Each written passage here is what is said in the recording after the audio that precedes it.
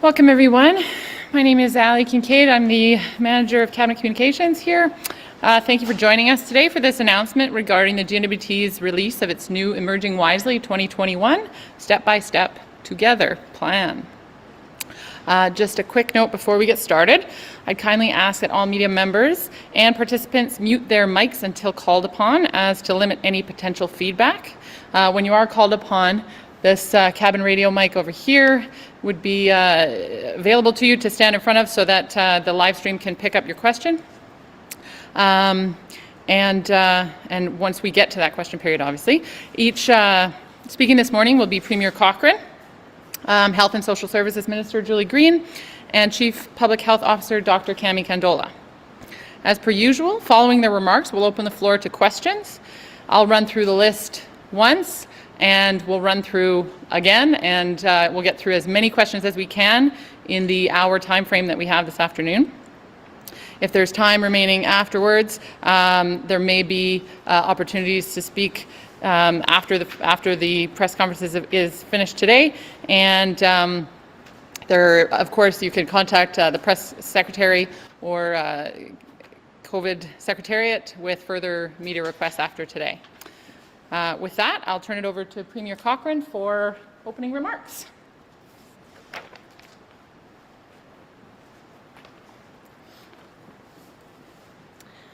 Thank you. Good afternoon, everyone, and thank you for joining us today as we announce an important milestone in our fight against COVID-19. The last 15 months have been some of the most challenging times many of us have faced in our lives. We've all made sacrifices to protect the health and well-being of our residents and our communities. Through this commitment and sacrifice of residents and businesses, the tireless efforts of essential workers, and the expert guidance of health officials, we have managed the COVID-19 pandemic as a territory with a large degree of success. And today, we are here to reveal just how we will all get back to doing the things that we love, while still being able to protect the ones we love from COVID-19. Emerging Wisely 2021 Step-by-Step Together is a plan tailored to the Northwest Territories and will provide a path forward so we can emerge from the pandemic safely. I know residents are seeing other jurisdictions giving firm timelines for when they will begin to ease restrictions, like our neighbors to the south in Alberta and British Columbia. Step-by-Step Together is an evidence-based plan built on data rather than firm dates, and supports our efforts to ensure that we make the best decisions for our residents. If we commit to reopening and do it too soon, we could end up with an outbreak and a situation where we have to take steps backwards, and we don't want that.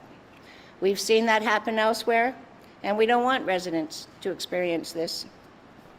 You have followed the public health orders, and the majority of you have been vaccinated. You're all doing your part, and have been since March 2021, and we want to keep moving forward. This plan will allow us to do just that. Emerging Wisely 2021 is about easing restrictions on lower risk outdoor activities first, before moving towards easing restrictions on higher risk indoor activities, and eventually self-isolation requirements.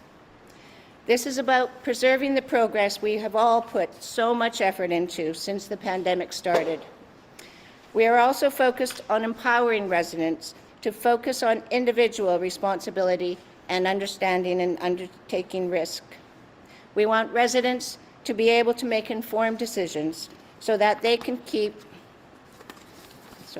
themselves, their loved ones, communities, and the territory safe as we move towards opening up to a greater extent. It's important that we continue to increase our vaccination rates, especially in our smaller communities. If you haven't been vaccinated yet, please book your appointment as soon as possible. This is a key factor in our efforts to ease our public health measures. We have learned a lot about COVID-19 since the pandemic began.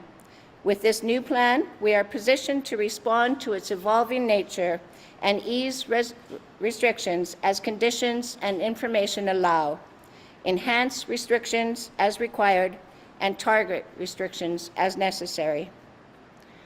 We wouldn't be where we are today if it wasn't for the tremendous efforts of residents. We have weathered the pandemic together, and I couldn't be more proud of the residents of the Northwest Territories. You've helped us out throughout these stages, through this important to where we get today, and hopefully in a few months, the end of all restrictions.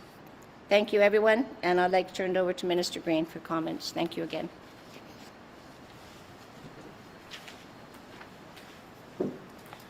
Thank you, Premier Cochrane. Good afternoon, everyone. Today, we're at a turning point in the NWT's pandemic response. The entire country is coming out of the third wave of COVID-19. Neighbouring provinces and territories are unveiling plans to reopen and ease public health restrictions. We are ready to do the same. I would first like to acknowledge the hard work and dedication of our healthcare staff, especially over the last 15 months. Their quick response during outbreaks has kept the case count low. The long hours worked by staff have ensured our testing capabilities have stayed on track. And staff have successfully led the country in delivering the most complex vaccine program in history, overcoming the challenges of climate, geography, and remoteness. Thank you. Not only that, staff have also put the NWT on the map as the first jurisdiction in Canada, if not the world, to vaccinate healthy 12 to 15-year-olds with the Pfizer-BioNTech vaccine just one day after receiving Health Canada approval. Each and every day, healthcare staff answer the call to put the health and safety of others before themselves.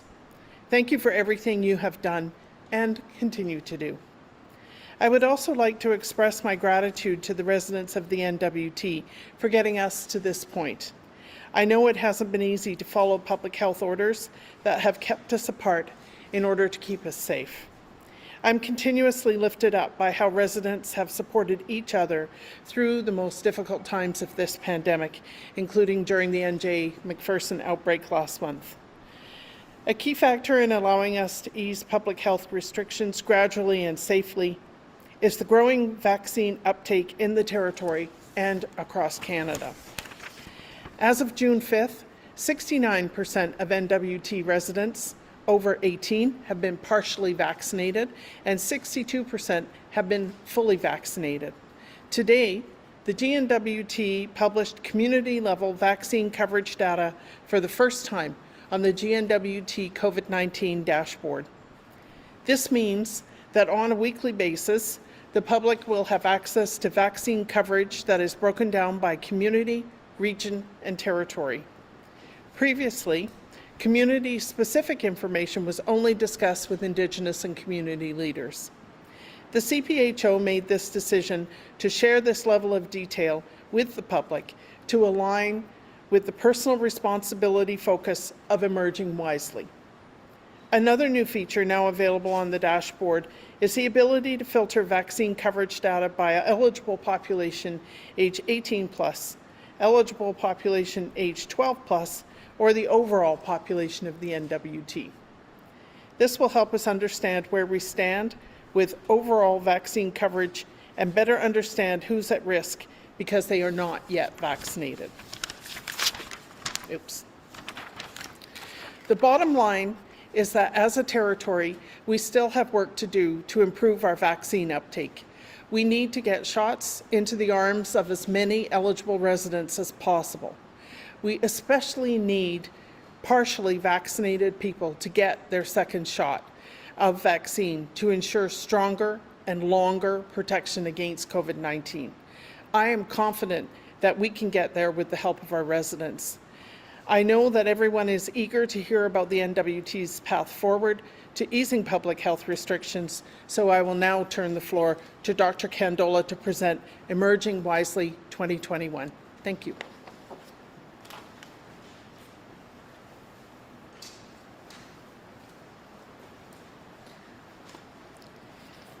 Thank you, Premier Cochrane and Minister Green, for your remarks, and good afternoon, everyone. It's been 15 months since the COVID-19 pandemic was declared, and our world changed. Back then, there were a lot of unknowns about this virus. What we did know was that COVID-19 would not go away easily, and responding to the pandemic would be a marathon, not a sprint.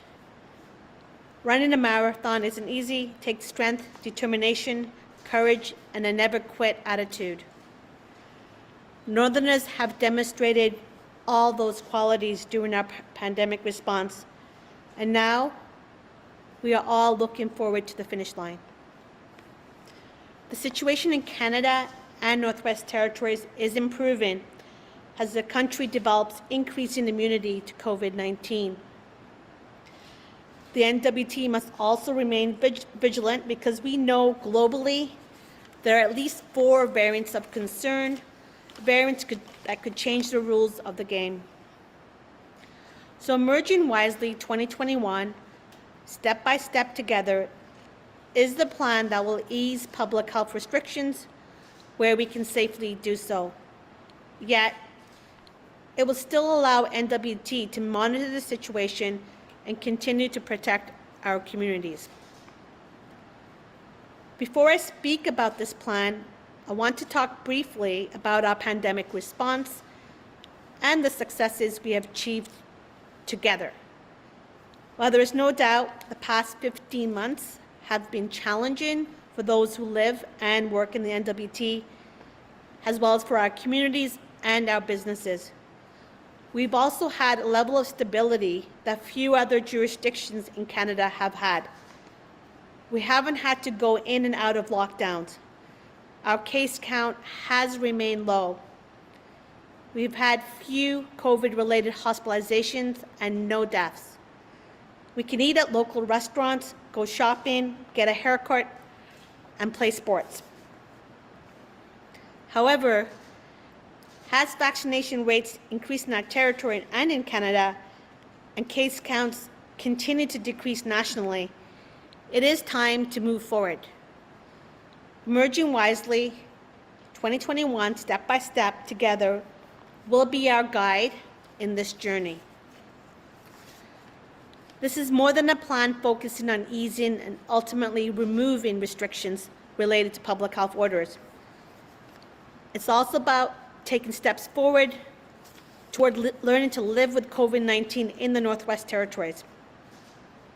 We have moved away from the phased approach used in the original Emerging Wisely and towards more risk mitigation and guidance based on vaccination coverage and population risk, the risk of importation, and our health system's capacity to respond. In Emerging Wisely 2021, step by step together, there is no single fixed target that signals when we can relax public health measures. This plan is guided by data, not dates. There will be conditions informed by that data that show the overall risk, and restrictions will be eased based upon this risk level. The key indicators that will determine what is eased and when we ease them are increased vaccination rates in the NWT, increased vaccination rates across Canada, decreased daily COVID-19 cases nationally. The level we are looking for is a weekly average of under 1,000 new cases per day. So which public health restrictions are changing right away? Starting today, restrictions on outdoor gatherings will be eased. Garage sales, farmer markets, parades can happen. Outdoor gatherings of up to 200 people can take place with no restrictions. We can gather in larger numbers outdoors again. Some outdoor gatherings are still considered high risk with the vaccine coverage we currently have, and this includes funerals, celebrations of life, and larger events that would include over 200 people. Those events can still happen. They just need approval from the Office of the Chief Public Health Officer, and they can proceed with physical distancing and other mitigation measures in place. By late June, When the school year ends, Emerging Wisely 2021 anticipates we can relax restrictions on indoor gatherings if certain thresholds in vaccination coverage are reached in the NWT for everyone 18 and older. So what does that mean? It means restaurants, stores, offices, and other buildings can return to near normal capacity.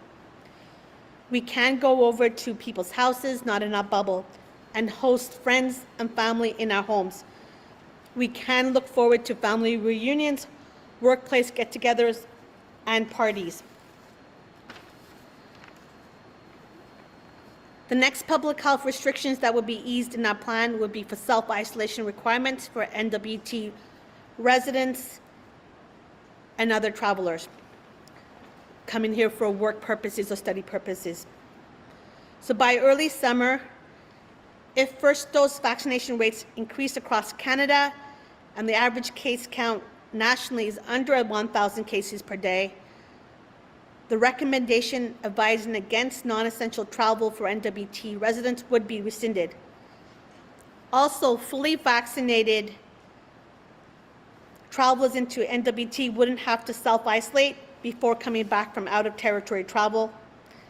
Self-isolation requirements for partially and unvaccinated travelers into the NWT will also be reduced. By late summer, early fall, if we meet the thresholds for NWT and Canadian vaccination rates and the average case count for COVID-19 nationally still remains under 1,000 new cases per day, the NWT border will open to leisure travel. Leisure travel will be permitted into NWT, and all travelers entering the NWT will follow the same self-isolation requirements as our NWT residents. Finally, in Emerging Wisely 2021, all public health restrictions could be lifted by mid to late fall. This means no self-isolation requirements for anyone, no travel restrictions, and no limits on capacity and activities indoors or outdoors. The timelines the plan lays out for when we'll be able to relax these measures are our best estimates. What we will continue to watch are national case counts. That's one of the best ways for us to ensure we meet the estimates to get fully vaccinated, that we meet these estimates to get fully vaccinated. As we gradually and safely ease restrictions, we also must recognize that COVID-19 will still be around. So that's why this plan has a strong focus on personal choice and risk management. As public health restrictions begin to relax across the NWT in Canada, and we learn to live with COVID-19, individuals will need to make personal risk assessments and choose the best options to protect themselves. Emerging Wisely 2021 provides folks with simple tools that will help them do that. This will be very important in the new normal we'll find ourselves. The structures we put in place to respond to the pandemic, like Protect NWT, compliance and enforcement, will no longer be there once we lift all restrictions. Just because we are easing restrictions does not mean that the risk to you or your community having COVID-19 goes away. You have learned over the past 15 months how COVID-19 spreads, healthy practices that keep your family and community safe, and different activities that are riskier than others. Once the restrictions are lifted, we must trust that you will do what is best for you and your family to protect yourself against this virus. At the beginning of my remarks, I likened our pandemic response to a marathon, and it has indeed been a long one. But thanks to efforts of everyone in our territory, the finish line is in our sights. So let's continue to do all we can so we can get back to doing the things that we love, while still protecting the people we care about. Thank you so much for your time.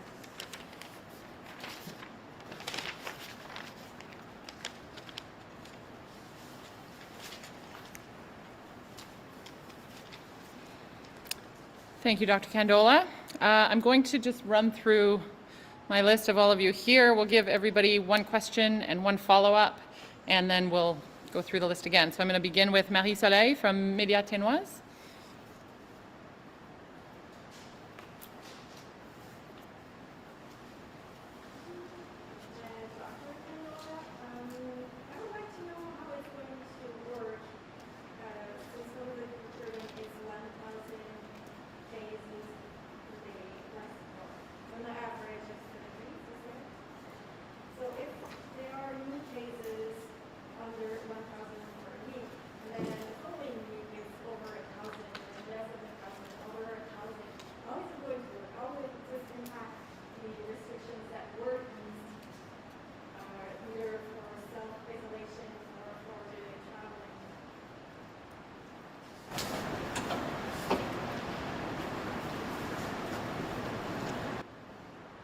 So when we look back to the summer of 2020, around late May, all the way to early September, because COVID-19 is a seasonal virus, we saw a dramatic reduction in daily case counts, and that was with an unvaccinated population. So we were seeing cases of several hundred per day that stayed consistent from late May to early September.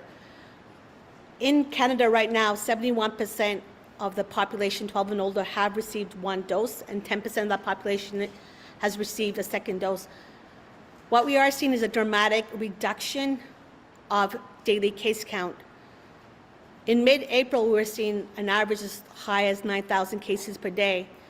Past 2 days, there's been a dramatic reduction. We're seeing cases about 1,200 per day. I anticipate that we will reach that 7-day daily average of less than 1,000 cases in the next 1 to 2 weeks. What we are doing differently in the NWT, when we reach a case count of less than 1,000 cases per day, and we know that the vaccination coverage is high, we are reducing the isolation interval for everyone. So not only the fully immunized don't have to isolate, for people who are partially vaccinated, so 2 weeks after the first dose, we're reducing their isolation interval by a week. So by day 8, if the test is negative, they just have to self-monitor for the second week. And if you have not received a vaccination or not eligible for the vaccination, we will reduce your isolation period to day 10 with monitoring for the remainder of the 14 days. So this reduction applies to everyone. The case count of less than 1,000 is achievable over the summer months, and it will allow everyone to be able to reduce their importation risk and their isolation period when they return from travel. When we do, if we do start to see an increase above 1,000 cases over a weekly average, we need to stop and look at what's happening. Do we have the start of a fourth wave? Is there a variant that escapes immunity? Do we have the start of a Delta variant wave, which we know is the B.1.617, where one dose is not quite as effective? Or are these cases related to unvaccinated populations, such as elementary school children? The 1,000 cases per day would be a trigger to look at what's happening in the rest of Canada and decide based on that information if we're going to continue the reduction in isolation for those who are partially or unvaccinated. So if we find that there's an increase in cases, but people are fully vaccinated, are well protected against those cases, we would not change the fact that they don't have to isolate when they come. But if it is a Delta variant fueled fourth outbreak, then we need to reconsider the partially and unvaccinated isolation periods.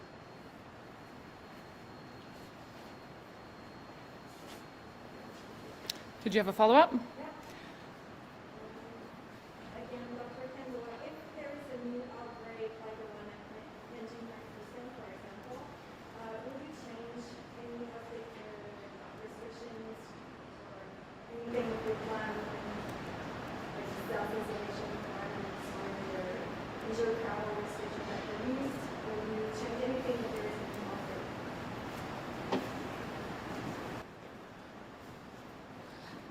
So when we had the NJ outbreak, that was fueled by UK variant. It's a highly transmissible variant, and it led to rapid spread in an unvaccinated population, which is the elementary school population that are in large numbers. We were able to quickly control the outbreak, and there are no active cases. But during that outbreak, we were able to look at the vaccination coverage in Yellowknife. At that time, I believe we had 71 to 72% of the Yellowknife population had received one dose, and 63% were fully immunized.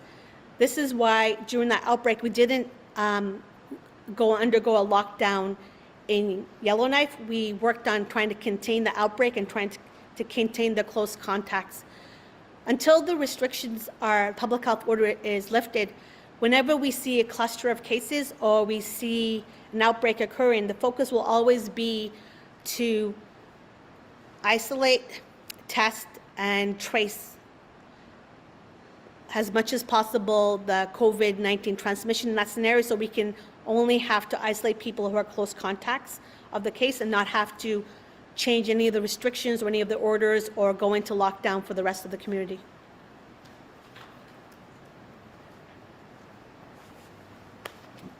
Thank you. I should mention too, if you specifically address one of these women by name, then they will come up and answer the question.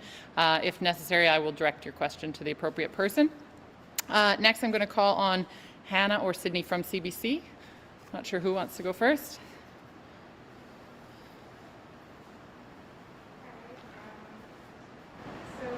We're wondering, until there is a nationally recognized documentation for full vaccination, how are you going to prove that non-NWT residents are fully vaccinated when they come to visit? Thank you. I think we'll direct that question to Minister Green.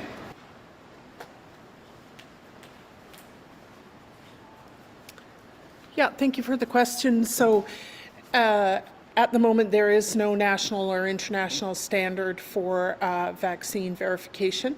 What we're suggesting to NWT residents is that they apply for their own immunization records and that they take them with them when they go to other jurisdictions so that they can show that they've been vaccinated. Thank you. Yes, sorry, it was for non-NWT residents who are visiting the territory. How will you prove that they are fully vaccinated? They will need to bring their immunization records. Thank you. Yeah, go ahead, Sydney. Yeah, okay, this is unrelated, but I'm wondering where we're at as far as the percentage of, what your target is for the percentage of 12 to 17-year-olds that you want to vaccinate, and if you're hoping to get that before the next school year, hit that target. Dr. Kandola? So we are rolling out a vaccine program for the 12 to 17-year-olds, and they should actually, that data should be available right after this press conference on the NWT COVID-19 dashboard for the immunization coverage. When we will be looking specifically at that 12 and older number is in the fall when school opens. For us to move to lifting the full public health orders, we're looking at a 75% full coverage for 12 and older, and a 66 to 75% vaccine coverage for the entire population.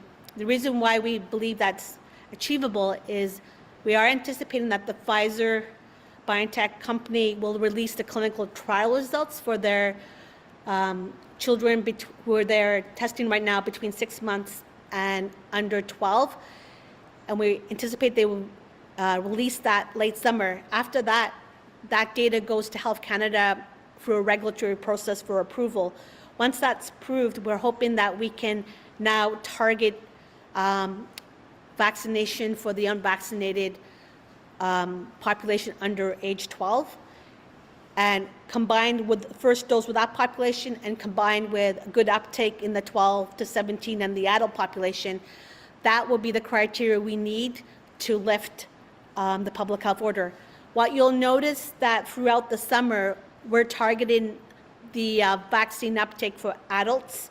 We're wanting to improve the adult uptake, and it doesn't take into account the 12 to 17-year-old population. That would only be when school returns in the fall.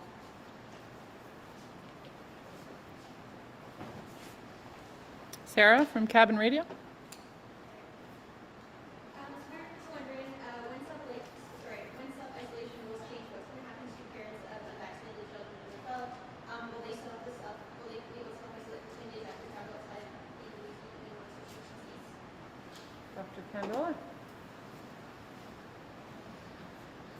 So when you have mixed households with mixed vaccination status, it will be whoever is the least vaccinated. So if you have a mixed household with an unvaccinated members, then everyone isolates till day 10 with a day 10 test. If it's mixed with a partially vaccinated traveler coming in, then it's day 8 test. It's who travels in, it's their vaccination status. So if I'm fully immunized and I travel in, and my family is unvaccinated, partially vaccinated, they don't need to isolate. But if I'm partially vaccinated and I travel in, it's day 8 test, and if I'm unvaccinated and travel in, it would be a day 10 test. When we looked at the NJ outbreak, unfortunately, what we did see was we saw that unvaccinated children can still transmit the virus to their household members, even if they're vaccinated. Was higher transmission, obviously, in unvaccinated, followed by partial, but unfortunately, fully immunized individuals did pick up the virus. When I'm looking at risk, I'm actually looking at it from the public health point of view. So I'm thinking about parents who have children under 12 who are not eligible for vaccine and who have chronic illness and who are making decisions not to travel out and making decisions not to expose their child to undue risk. So if I allow unvaccinated individuals not to isolate, it would be that they can go to the pool, they can go to the movies, they can go to summer camps, and we would be exposing those children who are unvaccinated to transmission, which is what we saw in the NJ outbreak. And as far as mandatory indoor masking, I know that's still in place in Yellowknife for surrounding communities. What's the plan for lifting that? So we are grateful to learn that we still have no active cases related to the NJ outbreak, and we're looking forward to declaring that outbreak over and relatively soon. However, we do know that school is still continuing, and the last day of classes in Bay Choco is Monday, June 28th. So if we have no further active cases, we want to allow the school year to complete, and then we will lift the mandatory masking order for Yellowknife, Ndilo, Deta, and Bay Choco.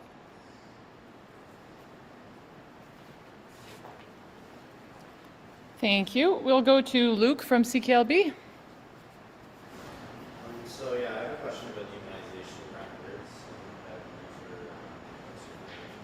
I remember a few weeks back, correct me if I'm wrong, that Dr. Kandola requested that residents not apply for their immunization records because there's a bit of a backlog in accessing them. So I'm just wondering if there's anything that's been done to address that there won't be a backlog if people are requesting their immunization records to be able to travel once fully vaccinated people can have them. Thanks for your question. So my understanding is that in addition to applying for the records online, it's possible to go to your local health center and ask for the health records there. And so it's my understanding that by offering people a couple of different ways to get their health records, that the pressure on the online portal has been reduced. So I haven't personally had any complaints about backlogs up to this point, and I hope that people are receiving speedy service for it. Thank you. Do you have a follow-up, Luke? Yeah, I guess my follow-up is just, why not make a temporary, documentation that you can give to people when they're fully vaccinated? I know it's not, they're not recognized therapy, but it doesn't seem like never. So I'm just curious why not go with that. Question was why not put in have a card that you can receive after you're fully vaccinated? Oh, I see. Thanks for that. The cost and the confusion are major issues in that solution. The first is the cost of reaching out to every NWT resident who has received either one or both shots, which is now, a very tens of thousands of people. The other is that we don't want to start a system and then stop it and restart it to meet national and international standards. So we're going with this immunization record approach at this point, but there are discussions going on between the territorial government officials, provincial officials, and the Government of Canada about how to standardize an approach so that we all have the same kind of record to take with us wherever we're going. Thank you. Thanks, Luke. If I may just ask you to speak up when you're asking your questions. It's a bit echoey in here, and to make it easier for everyone to hear, that would be helpful. Next, I'm going to go to Kevin from True North FM.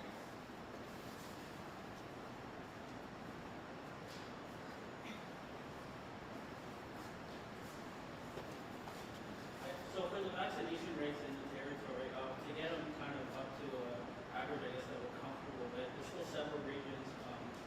percentage of South regions that are still well below the territorial average.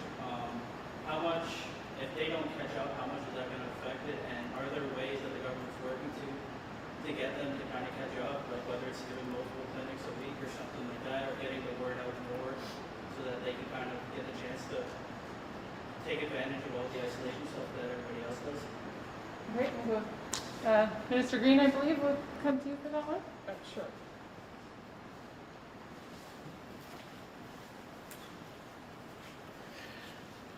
Yeah, thanks for that question. So what we're doing is a couple of different things. First is that we're scheduling another round of vaccine clinics in the small communities so that people who need a second dose or who have been waiting to get their first dose have the opportunity to do that. We also have, we announced at the end of May in collaboration with the NWT Association of Communities, a $100,000 fund which communities could apply for to encourage vaccine uptake on a community level. We had lots of very good applications, I'm told, for that. The fund is oversubscribed, and next week we'll be making announcements about how that money is going to be spent. Thank you. And a similar kind of question, but more towards age range. A couple months ago, Minister Green mentioned that there was a lull in uptake between ages 18 to 29. And it seems like a couple months later, they're still trailing the rest of the territory. Is there any kind of more information as to why that's still the case? And is there any kind of thing similar being, is there any way that we're reaching out to them, trying to get more younger people, not necessarily the 12 to 17, but just adults, young adults to get vaccinated? Yeah, thanks for that question. That turns out to be a difficult group to reach, and we understand that convenience is a major driver for that age group, and that's one of the reasons that we've been offering pop-up clinics in Yellowknife, and there are plans, they're looking at plans to do that in other hub communities as well, so we can get over the convenience barrier. There is, of course, also some complacency. I don't know about you, but when I was between 18 and 29, I was invincible. So there isn't a big call for vaccines in that age group. And so I think that there is also a problem with misinformation. That's an age group that spends a tremendous amount of time online, and the information there is very variable. And so I would really encourage them to look for scientifically solid sources of information, and to tell us if they have an idea for a way to reach that group. Should we stand in the lineup at the Woodyard? I think we're open to any of the possibilities to bring the vaccine to people so that we can increase their uptake. Thank you.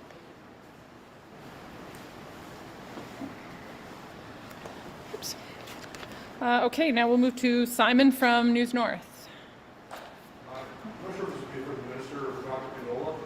What if some communities consistently refuse to be vaccinated and lag behind the rest of the territory for months to come? Like, will they hold back will they be holding back with the restrictions or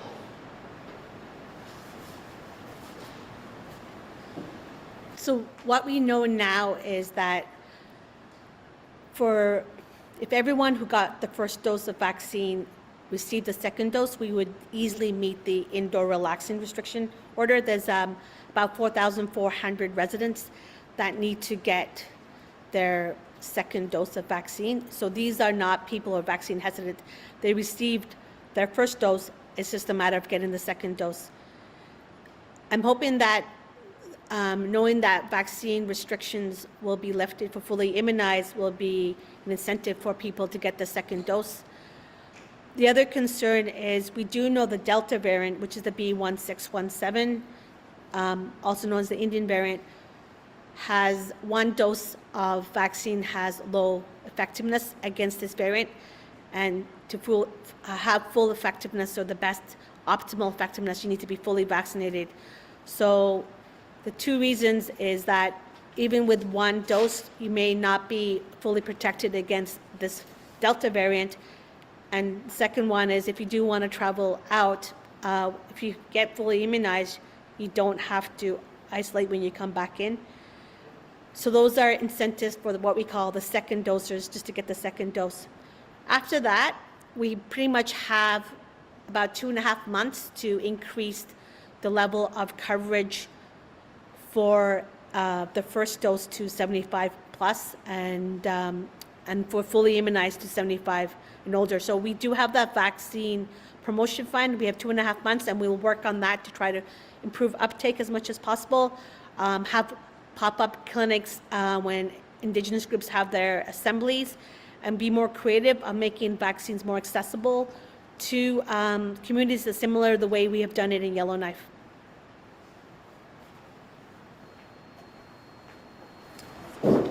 Thank you. Okay, we've got about 15 minutes left, so I'm going to run through the list another time, but I'm going to begin with Hannah from CBC first, and then I'll come back. Sorry, I thought that was your second one. I'm sorry, I apologize. Go ahead, Simon. I'm sorry, go ahead, yeah. I just want to ask a little bit about sort of the travel restrictions for, I guess the plan is like late summer and fall. Like should I'm just thinking of tourism operators, like should they begin planning for that? Should they start looking at clients and so on? Is that fair?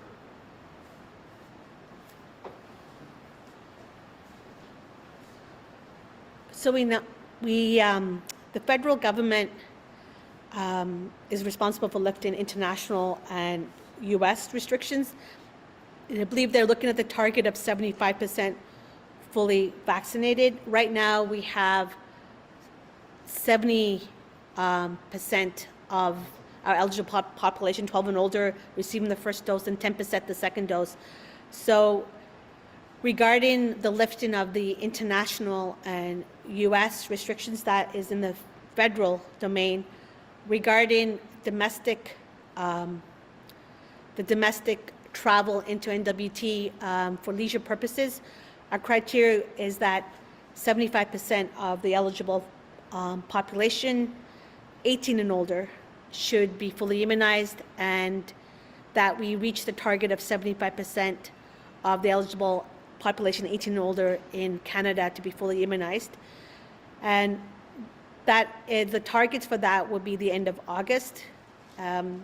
Once that's achieved, we would lift the requirements for travel to allow leisure travel. This gives us a level of immunity that we know we don't have to be struggling with introduction of viruses or outbreaks. And that would allow travelers who are either fully immunized or partially or unvaccinated, depending on their willingness to isolate, to be able to come and visit our Northern Lights. But it really does matter what's happening nationally and what's happening locally in terms of immunization coverage. That's why it's step-by-step measured approach, because I don't want to be spending the whole summer trying to deal with outbreaks and clusters, especially in the most vulnerable communities which have lower uptake.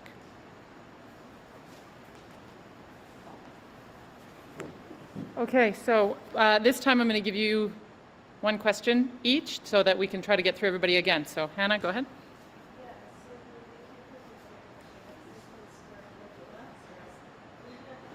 I was just wondering how WT is determining whether people are eligible to get the vaccine, especially when thinking about the 17-year-old age range. So, like, what kind of factors are going into this that inform the representation rate, if that makes sense?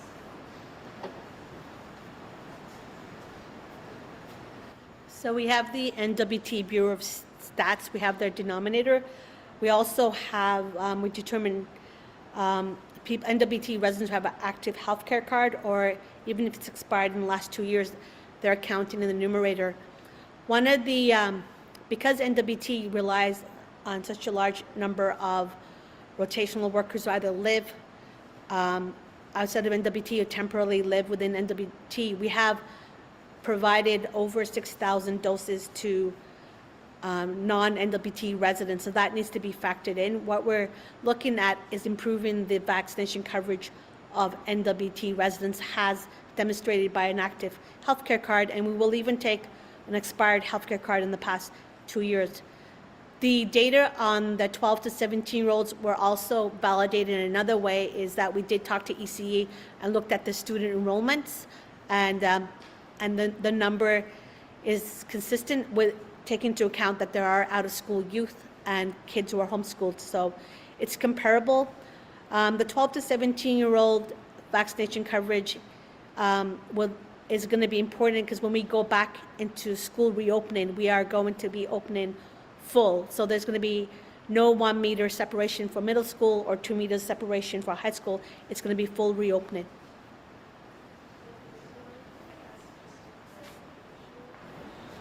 Sure. Sorry, I guess I was just wondering whether those who are have like health reasons why they want to take the vaccine, how that is factored into these numbers.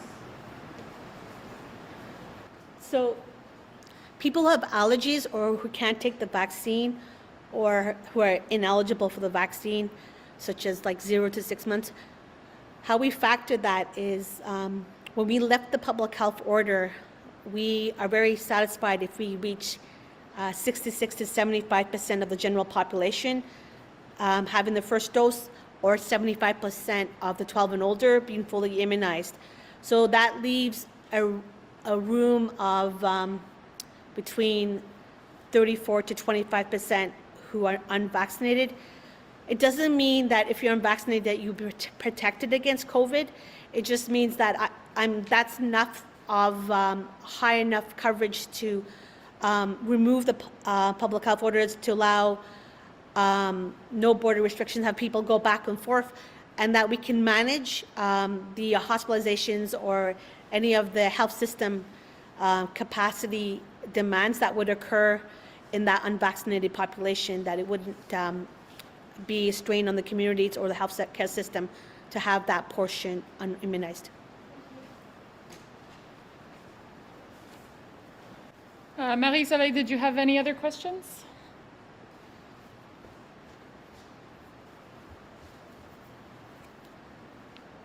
I think it's probably going to be Dr. Kandola. Some of the restrictions for travelers coming from Yellowknife and Yellowknife in Ethiopia, if they were fully vaccinated, why don't you enlarge those criterion for all Canadians who are fully vaccinated?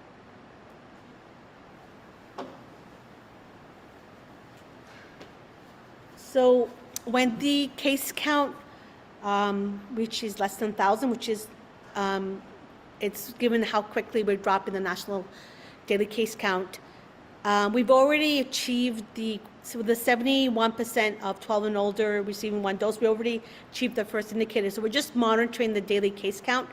So at that point, people who are applying to come into NWT, whether they're NWT residents or locums or workers, we can tailor their isolation based on their vaccination status. So if you're a physician, you're fully immunized, you would not have to isolate.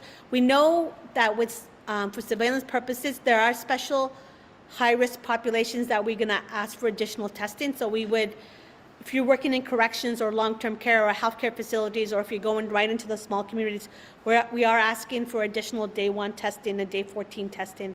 So we're basing it on your vaccination status for people who are already applying to come here, whether it is to because they live here, because they work here, or because they're studying here, or for family reunification purposes. That same criteria will apply to them as well. What will be different is that we will change the order later is for leisure, people who have no reason to be here other than leisure. We will change the order to allow people to come here for whatever reason towards the late summer, early fall.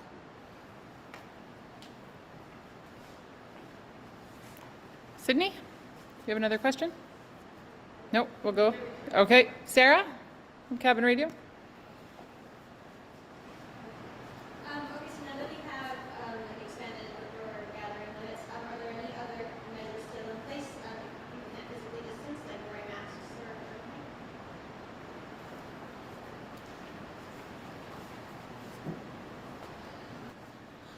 So with the outdoor gatherings, there's enough space for people to be able to physically distance, and if they can't physically distance, we would recommend to wear a mask, but we're not going to make mask mandatory other than for the NJ outbreak, and we anticipate within 2 weeks with no active cases, no further active cases, wastewater surveillance system testing negative, no other cluster outbreaks or anything like that, that we will lift that mandatory masking order. And so this is a part of risk assessment that people have to, that will be in the Emerging Wisely. So if you're in a community, there's no active cases, and their case count is low, and you're fully immunized, and you're outdoors, we would say, you know, if you're in the household, you don't have to physically distance, but if it's a larger gathering of people you don't know, ideally you would want to physically distance, and we would be a recommendation based on risk assessment, whether you wear a mask or not. But you need to start making those risk assessments yourself. We're not going to be making masks mandatory in NWT after we lift the order in the end of June, because based on our risk assessment so far, we've been fortunate. We don't have community transmission, and we have very low case counts. Luke from CKLB. So with the travel bubble in the Yukon, based on our understanding, you don't need to be fully vaccinated to travel between the two your resident. Why have that exception if the goal is to have as many people vaccinated as possible?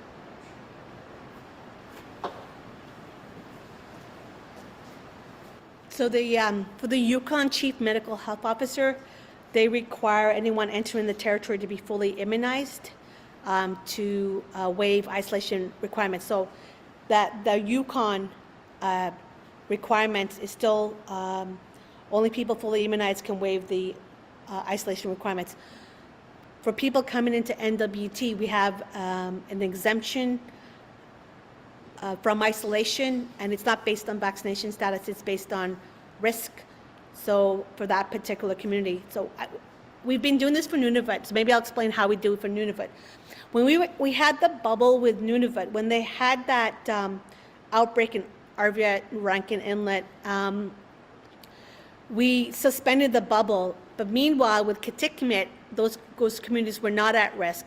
And so we had to come up with a model where we could allow people to travel within Nunavut, even if there's active cases happening, say in Iqaluit, so people can come in and have that individualized risk assessment. So we created this exemption process, so people from Nunavut can come in, submit a self-isolation plan, and if they have not been a close contact of COVID, they're not part of an active outbreak, they're not symptomatic or not part of a community where there's travel restrictions or community spread, they would be exempted from isolation. That same process is used in Yukon. So if people are coming from Yukon and they meet that criteria, we would exempt them from self-isolation. This allows us to recognize that some cases, or there may be community transmission in some communities, but someone may be coming from a community with no cases, no transmission, no risk, that we can still allow people from Yukon and Nunavut to come into NWT and not have to self-isolate.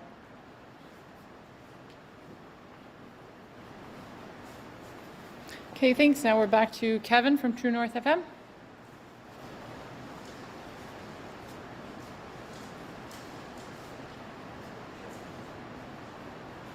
So this is kind of related to the travel exemption as well. Let's say you're leaving the territory within a couple of weeks, well, the 8-day. Isolation is still in place, and by the time you come back, the restrictions change to where if you're fully immunized, you don't have to isolate. Does that kind of transfer over, or would you still have to do the 80 days when you get back?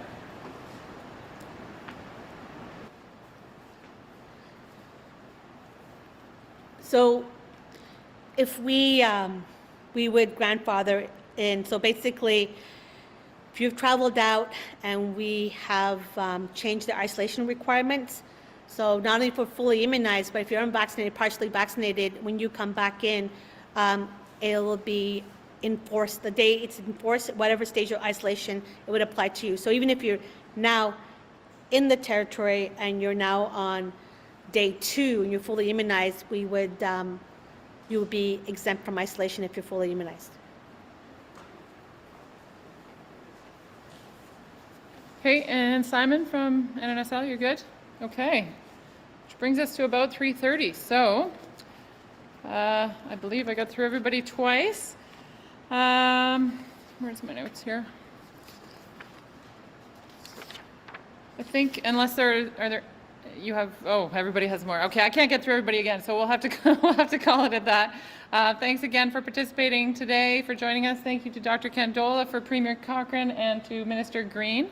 If you have additional questions or requests, you can direct them through the Press Secretary's office or through the COVID Secretariat as well. Thanks very much for coming, everyone. Have a great day.